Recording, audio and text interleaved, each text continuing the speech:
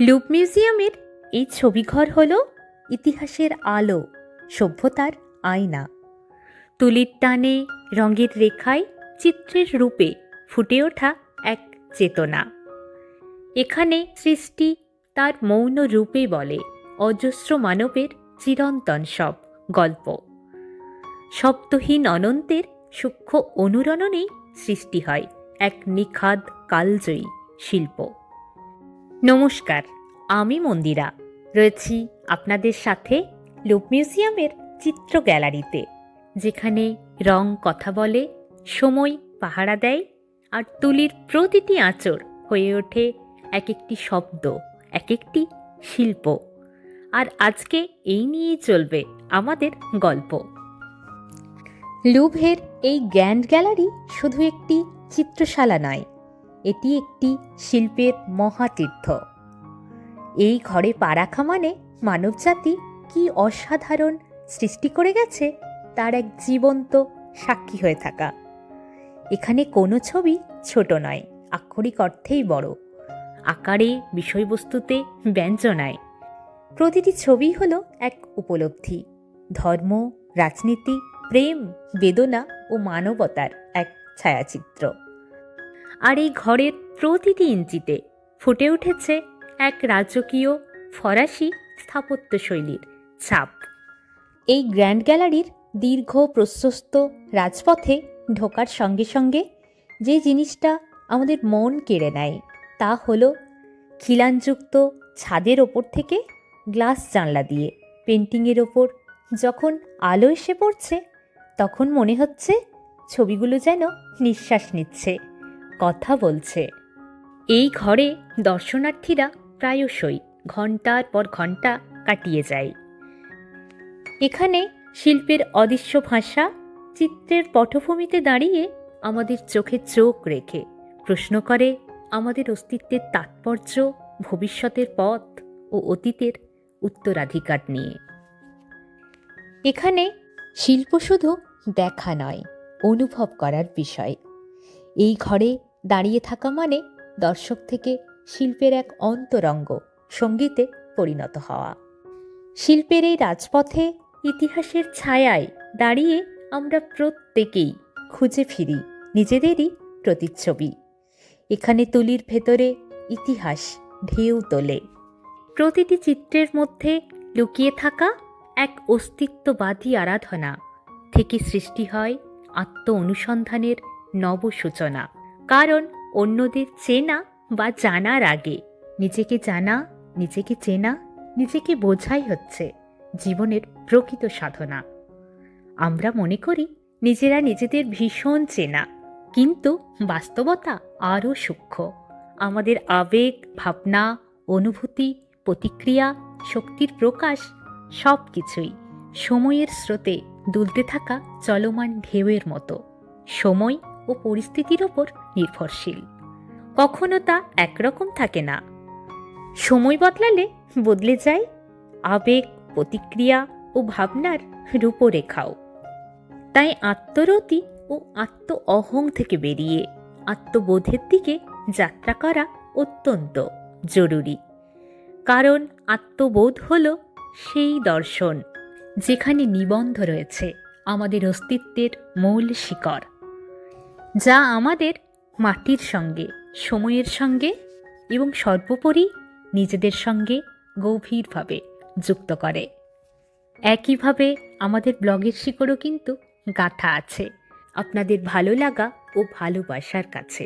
একমাত্র আপনারাই পারেন সাবস্ক্রাইব, লাইক ও কমেন্টের মাধ্যমে এই শিকড়কে আরও শক্তিশালী ও মজবুত করে তুলতে, যাতে আমরা আগামী দিনে আরও সুন্দর সুন্দর ব্লগ আপনাদেরকে উপহার দিতে পারি। এখানে ছবি কথা বলে, সমাজকে তার মূল্যবোধ নিয়ে ভাবতে বাধ্য করে। এখানে শিল্প শুধু ছবি দেখায় না, অনুভব করায়, আমাদের শেখায়। এক নিঃশব্দ অস্তিত্বের আলো আঁধারিতে সে তুলে ধরে এমন এক জগৎ যেখানে রং আর রেখা মিশে যায় দর্শনের ভাষায়। আমরা যখন কোনো চিত্রশালায় প্রবেশ করি, তখন কি কেবলই রং ও ও রেখার দিকে তাকাই, নাকি খোঁজ করি কোনো অদৃশ্য সত্য যা শব্দহীন অথচ তীব্র? লুভ মিউজিয়ামের এই পেন্টিং হল তেমনই এক স্থান যেখানে ইতিহাস ও শিল্পের সূক্ষ্ম রেখাগুলো মিলে মিশে তৈরি করে এক দর্শন, এক দৃষ্টিভঙ্গি। 1830 সালের জুলাই বিপ্লবের প্রেক্ষাপটে আঁকা এই ছবিটি ফরাসি জাতীয়তাবাদের এক রূপক।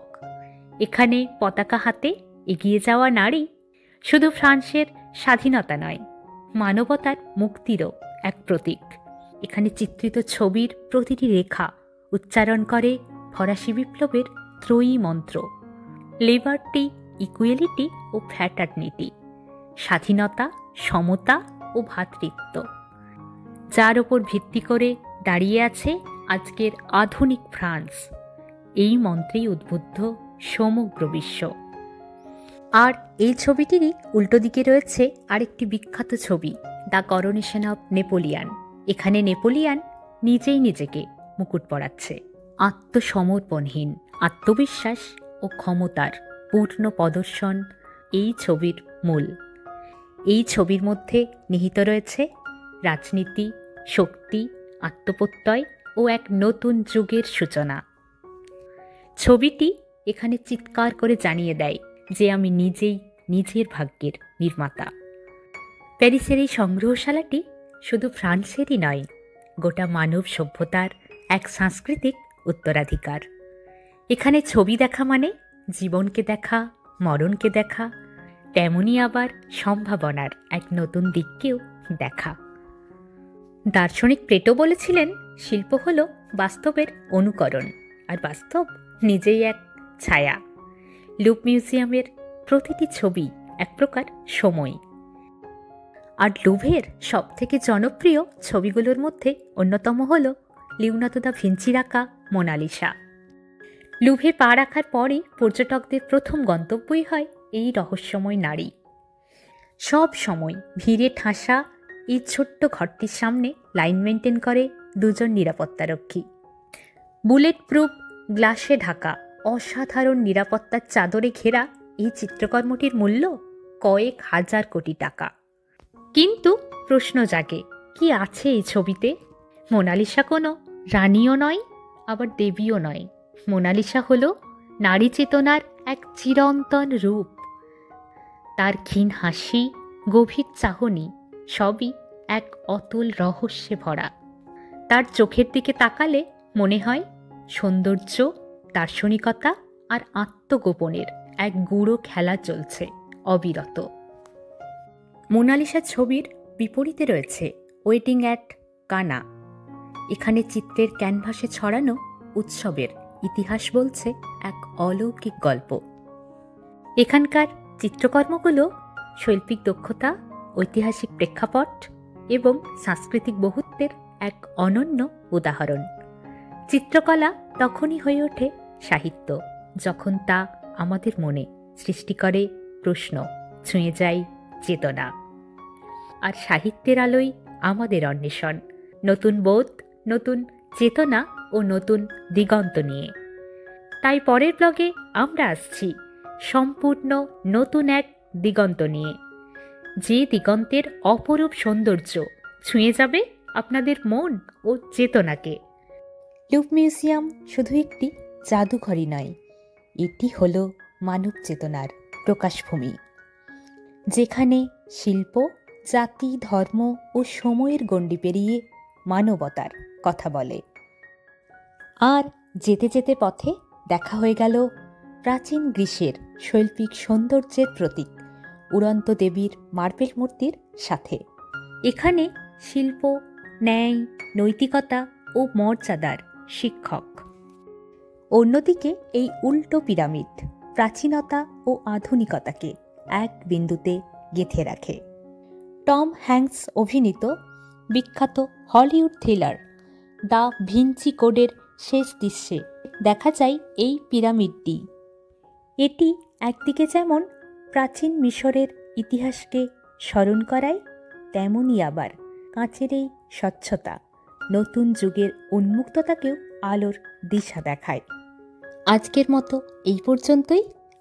এই ভিডিওটি ভালো লাগলে এবং তাড়াতাড়ি পরের ব্লগ পেতে চাইলে অবশ্যই লাইক ও কমেন্ট করে আমাদের জানাবেন, কারণ আপনাদের লাইক ও কমেন্টই আমাদের কাছে সবথেকে বড় অনুপ্রেরণা।